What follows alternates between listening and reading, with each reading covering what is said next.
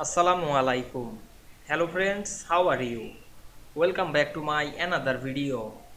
In this video, I am going to show you how to add two watermarks in Microsoft Publisher.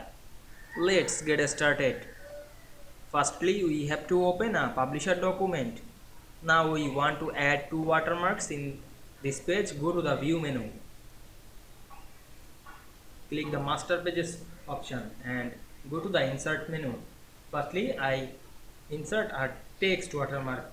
Click the Draw Text Box option and draw a text box on this page. Then write the text.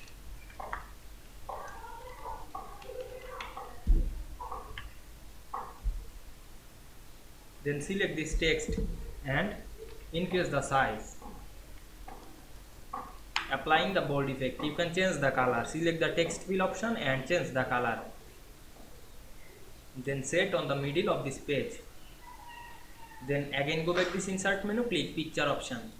Then choose picture from our file and insert it. Then increase the size. Then go back the picture format menu, click format picture. Then go to the picture section and increase the transparency. Then click OK.